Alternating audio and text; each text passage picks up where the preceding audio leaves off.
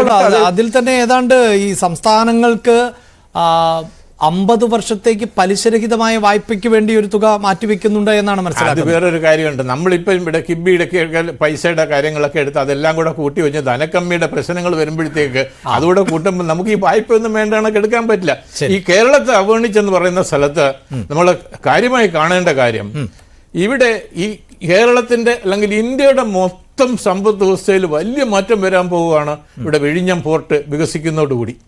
വിഴിഞ്ഞം പോർട്ടിന് പ്രത്യേകമായിട്ടുള്ള ആനുകൂല്യം നൽകണമെന്ന് പറഞ്ഞ് കേരളത്തിന് ധനമന്ത്രി ഒരു പ്രപ്പോസൽ കൊടുത്തിരുന്നു.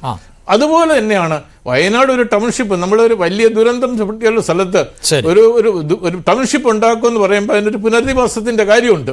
അതിന് രണ്ടെണ്ണത്തിനെങ്കിലും ബീഹാറിലെ കാര്യം പറഞ്ഞതുകൊണ്ടാണ് ബീഹാറിലെ വാരിക്കോരി കൊടുത്തു എന്ന് പറയുമ്പോൾ നമുക്ക് പറയാറായിട്ടില്ല വിഴിഞ്ഞത്തിന് പ്രത്യേക അതല്ല പ്രത്യേക പദ്ധതി ഉണ്ടേ പറഞ്ഞേനെ, പ്രത്യേകം ഉണ്ടേ പറഞ്ഞേനെ. ഇനി നമുക്ക് കേരളത്തിന്റെ അലോട്ട്മെന്റ് വിഴിഞ്ഞം പദ്ധതിക്ക് വേണ്ടി പൈസ സാധാരണ ബഡ്ജറ്റ് അലോട്ട്മെന്റിൽ നിന്ന് വരുന്നുണ്ടാകായിരിക്കും. പക്ഷെ പ്രത്യേകം ഉണ്ടെങ്കിൽ എടുത്ത് പറയുമായിരുന്നു. കാരണം നമ്മളൊരു പ്രത്യേക ആയിട്ടുള്ള ഒരു പാക്കേജ് ആവശ്യപ്പെട്ട് 24,000 കോടി രൂപ, അതൊക്കെ വളരെ വലിയ തുകയാണ് ചോദിച്ചത്. പക്ഷെ ഈ രണ്ട് കാര്യങ്ങളിൽ ഒരു പ്രത്യേക പരിഗണന വരണമായിരുന്നു എന്ന് വിശ്വസിക്കുന്ന ആളാണ് ഞാൻ. കേരളത്തിന്റെ പ്രത്യേക സ്ഥിതി അത് കേരളത്തിനായിട്ട് തോന്നുന്നതാകാം.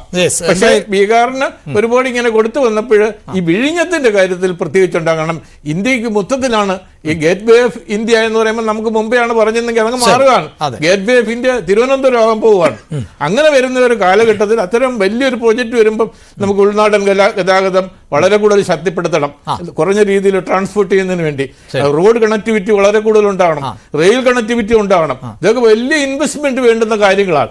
ഇതൊരു പ്രത്യേക പാക്കേജ് കിട്ടിയിരുന്നെങ്കിൽ വളരെ നന്നായിരുന്നേനെ എന്ന് വിശ്വസിക്കുന്ന, കാരണം വികസനത്തിന് വലിയ പാക്കേജ് വന്ന ചില വിമർശനങ്ങൾ കൂടി ഉണ്ടായേക്കാമായിരുന്നു. അദാനിയെ വീണ്ടും പ്രൊമോട്ട് ചെയ്യുകയാണോ എന്ന്. എന്തായാലും ഞാൻ അതിലേക്ക് വരാം. പക്ഷേ കേരളത്തെ സംബന്ധിച്ചിടത്തോളം നമ്മുടെ സ്വപ്ന പദ്ധതി തന്നെയാണ്. ശ്രീ എൽദോ, ഇവിടെ ഈ വൈജ്ഞാനിക മേഖലയെ പ്രയോജനപ്പെടുത്തുന്നുണ്ടോ എന്നൊരു സംശയം ശാർഗധരൻ സാർ മുന്നോട്ട് വെക്കുന്നുണ്ട്. ഈ വൈജ്ഞാനിക മേഖല എന്നത് എപ്പോഴും മാറിക്കൊണ്ടിരിക്കുന്ന ഒന്നുകൂടിയാണല്ലോ. അവിടെ അദ്ദേഹം തന്നെ ചില ഉദാഹരണങ്ങൾ ചൂണ്ടിക്കാണിച്ചു. അതോട് തന്നെ ചേർത്ത് വെക്കേണ്ട ഒന്നല്ലേ ഈ AI-യും അല്ലെങ്കിൽ അത്തരം മേഖലയിൽ അടക്കമുണ്ടാകേണ്ട ഗവേഷണങ്ങളും മുന്നോട്ട് പോക്കുമൊക്കെ അതിന് വേണ്ടത്ര ഇടം നൽകുന്നില്ല എന്ന് താങ്കൾക്ക് തോന്നുന്നുണ്ടോ?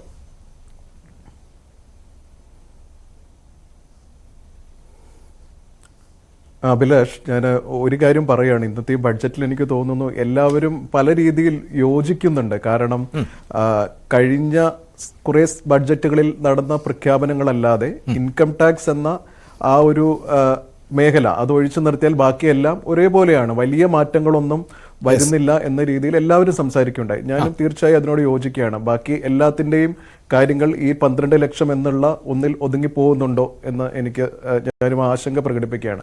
തീർച്ചയായിട്ടും AI എന്നത് ഇപ്പോൾ ടെക്നോളജി പരമായി പറഞ്ഞാൽ ലോകം അതിലേക്ക് മാറിക്കഴിഞ്ഞു. ഞാൻ കഴിഞ്ഞ ദിവസവും ഈ ചാനലിൽ തന്നെ ചർച്ചയിൽ പങ്കെടുത്ത് പറയുകയുണ്ടായി. ഇപ്പോൾ ഞാനൊക്കെ കണ്ടിരുന്ന അല്ലെങ്കിൽ നമ്മളിൽ പലരും കണ്ടിരുന്ന സയൻസ് ഫിക്ഷൻ മൂവീസിൽ നിന്ന് അതിൽ നിന്ന് AI ഇന്ന് സാധാരണക്കാർക്ക് പോലും അവരുടെ ജീവിതത്തെ ബാധിക്കുന്ന രീതിയിലേക്ക് മാറിയിട്ടുണ്ട്. അപ്പോൾ ഇതിന്റെ വേഗത മറ്റ് എല്ലാ കാര്യങ്ങളെ വെച്ച് നോക്കുമ്പോൾ AI വളരെ ഫാസ്റ്റാണ് അത് നമ്മുടെ ലൈഫിലേക്ക് എത്തുന്നത്. അതുകൊണ്ട് തന്നെ നാം അതിൽ കുറച്ചുകൂടി, പ്രത്യേകിച്ച് AI എന്ന് പറയുമ്പോൾ അതിൽ സ്റ്റാർട്ടപ്പ് വികസനം എല്ലാം ഉൾപ്പെടും. കാരണം അതിൻ്റെ എല്ലാം സൃഷ്ടിയാണ് AI. അപ്പോൾ അതുമായി ബന്ധപ്പെട്ട ഇപ്പോൾ ഒരു പ്രഖ്യാപനം കാണുന്നുണ്ടെങ്കിൽ പോലും അതിനെക്കുറിച്ചൊന്നും വ്യക്തതയില്ല. അതുകൊണ്ട് തന്നെ ഞാൻ പൂർണ്ണമായിട്ടും അതിനെക്കുറിച്ച് എന്താണ് അവർ പ്ലാൻ ചെയ്യുന്നത് എന്ന് സംസാരിക്കുന്നതിൽ അർത്ഥമില്ല. പക്ഷെ മറ്റ് രാജ്യങ്ങൾ, കാരണം ഈ നമ്മൾ ഇന്ത്യയിലെ ബഡ്ജറ്റ് നോക്കുമ്പോൾ ഒരുപക്ഷെ ഏത് ബഡ്ജറ്റ് ലോകം മുഴുവൻ സ്വാധീനിക്കുന്ന ഒരു രാജ്യമാണ് അമേരിക്ക. അപ്പൊ അമേരിക്കൻ നയങ്ങൾ തീർച്ചയായിട്ടും ഇന്ത്യയിൽ വലിയ സാധ്യതകൾ തുറന്നിടുന്നുണ്ട്. അതുപോലെ തന്നെ നമുക്ക് ചില ബുദ്ധിമുട്ടുകളും സൃഷ്ടിക്കാം. പ്രത്യേകിച്ച് ഇറക്കുമതി രീതിയിലൊക്കെ ഇന്ത്യ വലിയ ടാക്സ് ആണ് നടപ്പാക്കുന്നത് എന്ന രീതിയിൽ ഇലോൺ മസ്കും അദ്ദേഹത്തിന്റെ ടെസ്ലയും അതോടൊപ്പം തന്നെ ട്രംപും എപ്പോഴും അവർ പറയുന്ന കാര്യങ്ങളാണ്. അതോടൊപ്പം തന്നെ നമ്മുടെ IT മേഖല, നമ്മുടെ ഇതെല്ലാം നമ്മൾ ബന്ധപ്പെട്ടിരിക്കുന്നതും അമേരിക്ക എന്ന രാജ്യമാണ്. പ്രത്യേകിച്ച് ഔട്ട്സോഴ്സ് ചെയ്ത് വർക്ക് ചെയ്യുന്ന ഒരു രാജ്യമാണ്. കേരളത്തെ വളരെ കൂടുതലാണ്. അപ്പോൾ തീർച്ചയായിട്ടും അതുകൊണ്ട് ഞാൻ പറയുന്നത് കുറച്ചുകൂടി ഈ ബഡ്ജറ്റിൽ അതിന് നമുക്ക് ഒരു ഈ പറയുന്ന സ്റ്റാർട്ടപ്പ് മേഖലയിലായാലും AI-യുമായി ബന്ധപ്പെട്ടെല്ലാം ഒരു പെട്ടെന്ന് ആകർഷിക്കുന്ന രീതിയിലുള്ള ഒരു പ്രഖ്യാപനം ഉണ്ടോ എന്ന് ചോദിച്ചാൽ ഇതുവരെ ഞാൻ കേട്ടതിൽ അതില്ല. അതുണ്ടായിരുന്നെങ്കിൽ നമ്മൾ ആദ്യം സംസാരിക്കുന്നതും അതിനെക്കുറിച്ച് തന്നെ ആയിരിക്കും. പക്ഷെ കൂടുതൽ വ്യക്തത വരാനുണ്ട്. അപ്പോൾ അടുത്ത ഒരു 3-4 വർഷം അത് എഐയുടേതായിരിക്കും എന്നുള്ളതിൽ യാതൊരു സംശയവുമില്ല. കേരളത്തിൽ പോലും നമ്മുടെ സംസ്ഥാനത്തെ ഞാൻ മാറ്റി നിർത്താതെ പറയാം, പ്രത്യേകിച്ച് ഇൻഫോ പാർക്കുമായി ബന്ധപ്പെട്ട തന്നെ ഒരു എഐ റിലേറ്റഡ് കമ്പനീസ് അവരുടെ ഇൻവെസ്റ്റ്മെന്റ് നടത്തി കഴിഞ്ഞു. ഇന്ത്യയിൽ ആദ്യമായിട്ടൊരു എഐ കോൺക്ലേവ് കേരളത്തിൽ കഴിഞ്ഞ മാസങ്ങളിൽ സംഘടിപ്പിക്കുകയുണ്ടായി. അപ്പൊ ഇതെല്ലാം എത്രത്തോളമാണ് ചില സംസ്ഥാനങ്ങളെങ്കിലും ഈ എഐ കാണുന്നത് എന്ന് നമുക്ക് മനസ്സിലാക്കണം. അപ്പോൾ രാജ്യവും ആ രീതിയിൽ കാണേണ്ടതായിരുന്നു. ഒരു കാര്യം എനിക്ക് പറയാൻ അവസരം തരണം. ഒന്ന്, ഈ നമ്മുടെ ഈ മിഡിൽ ക്ലാസ് പ്രൊഫഷണൽസിന്റെ ഇടയിലുള്ള ഇൻവെസ്റ്റ്മെന്റിനെ കുറിച്ച് പറയുകയുണ്ടായി. എനിക്ക് തോന്നുന്നു അത് കുറച്ച് കുറവാണെന്ന് തന്നെ എനിക്ക് തോന്നിയിട്ടുണ്ട്, പ്രത്യേകിച്ച് കേരളം. കാരണം നമ്മൾക്കൊരു ഫിനാൻഷ്യൽ ഒരു ലിറ്ററസി അത് കേരളത്തിലെ യുവാക്കളിലും പ്രൊഫഷണൽസിലും കുറച്ച് കുറവായിട്ട് എനിക്കും തോന്നിയിട്ടുണ്ട്. പക്ഷെ നമ്മുടെ സ്പെൻഡിങ് കേരളത്തിൽ അത്ര കുറവാണോ എന്ന് ചോദിച്ചാൽ എനിക്ക് അങ്ങനെ ഒരു തോന്നലില്ല. പ്രത്യേകിച്ച് ഈ ഓൺലൈൻ സൈറ്റുകളിൽ നമ്മൾ ഒരുപാട് കാര്യങ്ങൾ വാങ്ങുന്നുണ്ട്. പ്രത്യേകിച്ച് പണ്ട് ഇപ്പൊ ഒരു സ്വിഗ്ഗി അല്ലെങ്കിൽ സൊമാറ്റോയിൽ ഓർഡർ ചെയ്യുന്ന സാഹചര്യമില്ല. അപ്പൊ നമ്മൾ ഫുഡ് ഒന്നില്ലെങ്കിൽ കഴിക്കാതിരിക്കും, അല്ലെങ്കിൽ ഉണ്ടാക്കി കഴിക്കും. പക്ഷെ ഇപ്പോൾ എനിക്ക് ഇപ്പൊ ആവശ്യമുണ്ടെങ്കിൽ ഞാൻ പെട്ടെന്ന് അതിൽ ഓർഡർ ചെയ്യും, അല്ലെങ്കിൽ ആമസോണിൽ കയറി ഒരു പ്രൊഡക്റ്റ് ഓർഡർ ചെയ്യും, എനിക്ക് ആവശ്യമുള്ളത് ആവശ്യമില്ലാത്ത. അപ്പോൾ ആ ഒരു സ്പേസിലേക്ക് ഒരു നമ്മുടെ സ്പെൻഡിങ് കൂടുന്നുണ്ട്. തീർച്ചയായും ടാക്സ് അതല്ലെങ്കിൽ മറ്റതിലെല്ലാം വരുന്ന മാറ്റങ്ങൾ നമ്മുടെ കയ്യിൽ ഒരു പൈസ എനിക്ക് അതിലൊരു മറ്റ് സംസ്ഥാനങ്ങളെ കാണേണ്ടതുണ്ടോ എന്നതാണ്. ഇപ്പോൾ ഈ ഭക്ഷണം തന്നെ ആകട്ടെ, എൽദോ കേരളം വിട്ടാൽ എവിടെയാണ് നമുക്കൊരു നല്ല ഹോട്ടലുകൾ പോലും ചിലപ്പോൾ കാണാൻ സാധിക്കില്ലല്ലോ. അല്ല അഭിലാഷ്, ഒരു കാര്യമുണ്ട്. ഞാൻ കേരളത്തിന് പുറത്ത് ബാംഗ്ലൂർ ഐടിയുമായി ബന്ധപ്പെട്ട് നഗരങ്ങൾ ഞാൻ യുഎസിലും എൻ്റെ ഈ ഒരു സമയത്ത് ഞാൻ ജോലി ചെയ്തിട്ടുണ്ട്. അപ്പോൾ ഇപ്പോൾ പല കാര്യങ്ങളും നമ്മൾ മനസ്സിലായി. ഇപ്പൊ ഇൻഫ്രാസ്ട്രക്ചർ ഡെവലപ്മെന്റ് എടുക്കൂ. എനിക്ക് ബാംഗ്ലൂർ വരെ ഡ്രൈവ് ചെയ്യണമെങ്കിൽ കുറച്ച് നല്ല റോഡുകൾ ഇവിടെ സൃഷ്ടിക്കപ്പെട്ടിട്ടുണ്ടെന്ന് നമ്മൾ അവകാശപ്പെടും. പക്ഷെ എനിക്ക് 1000 രൂപയോളം കൊച്ചിയിൽ നിന്ന് ബാംഗ്ലൂർ പോകണമെങ്കിൽ അറൌണ്ട് 1000 rupees ഞാൻ ടോൾ കൊടുക്കണം. അപ്പോൾ ഇതെല്ലാം ടാക്സ് പഴകി ചെയ്യുന്നില്ലെങ്കിൽ തന്നെ വേറൊരു രീതിയിൽ ഈ ഡെവലപ്മെന്റിന്റെ ഒരു വശം സാധാരണക്കാരിൽ തന്നെയാണ് എത്തുന്നത് എന്ന് വളരെ സാധാരണക്കാരനായി എനിക്ക് പലപ്പോഴും തോന്നുന്ന ഈ രീതിയിലാണ്. ഇൻഫ്രാസ്ട്രക്ചർ ഡെവലപ്മെന്റ് എടുത്തു പറഞ്ഞുകൊണ്ട് ഞാൻ പറയുന്നത്, ഇന്ത്യയിൽ പോലെ ഏറ്റവും കൂടുതൽ കേരളം ഉൾപ്പെടെ പറയുന്നത് റോഡുകളുടെ വികസനമാണ്. അത് കാലഘട്ടത്തിന്റെ ആവശ്യമാണ്, ഒരു സംശയവുമില്ല. പക്ഷേ ടാക്സ്, അവിടെ ഒരു ടോൾ എന്നുള്ളത് ഇപ്പോഴും ഒരു വലിയ എമൗണ്ട് ആണ് ഉള്ളത്.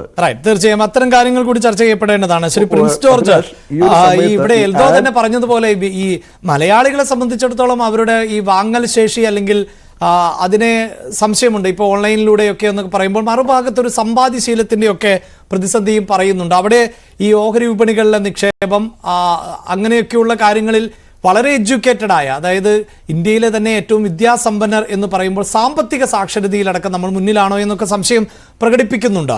അതെന്തുമാകട്ടെ, പൊതുവിൽ ഈ ബജറ്റ് വിപണിയിൽ ഇത്തരം മാർക്കറ്റുകളിൽ ഏതെങ്കിലും തരത്തിൽ ഒരു നല്ല ട്രെൻഡ് സൃഷ്ടിക്കും എന്ന് താങ്കൾക്ക് തോന്നുന്നുണ്ടോ? സാധാരണ രീതിയിൽ ഒരു ബജറ്റ് അവതരിപ്പിക്കുമ്പോൾ നമ്മൾ അതിനെ അനലൈസ് ചെയ്യുമ്പോൾ നമ്മൾ പറയുകയാണ് ഇന്ന ഒരു സ്റ്റേറ്റിനൊന്നും കിട്ടിയില്ല, അല്ലെ വേറെ സ്റ്റേറ്റിന് കൊടുത്തു എന്ന് പറയുന്നത് ആ രീതിയിൽ ബജറ്റിനെ അപ്രോച്ച് ചെയ്യുന്നോണ്ട് കാര്യമില്ല, പ്രത്യേകിച്ച് യൂണിയൻ ബജറ്റിനെ. കാരണം ഇത് നമ്മളുള്ള ടോട്ടൽ റിസോഴ്സസ് എങ്ങനെയാണ് അലോക്കേറ്റ് ചെയ്തത്, ഏതൊക്കെ സെക്ടറിന് എന്തേരെ കൊടുത്തു, എഡ്യൂക്കേഷൻ എന്ത് കൊടുത്തു, അല്ലെ മറ്റ് സെക്ടേഴ്സിന് എന്ത് കൊടുത്തു എന്നുള്ള രീതിയിലാണ് നമ്മൾ ഇതിനെ കാണേണ്ടത്.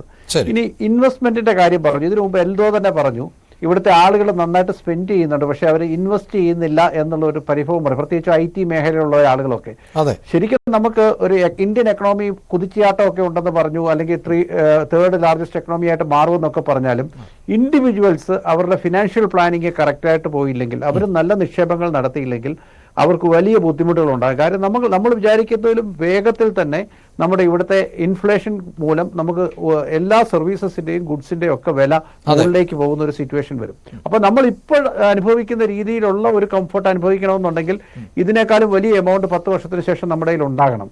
എങ്ങനെ നമുക്കത് ഉണ്ടാക്കാം? നമുക്കൊരു സമ്പാദ്യശീലം വരുത്തിക്കൊണ്ട് മാത്രമേ നമുക്കത് ഉണ്ടാക്കാൻ സാധിക്കത്തുള്ളൂ.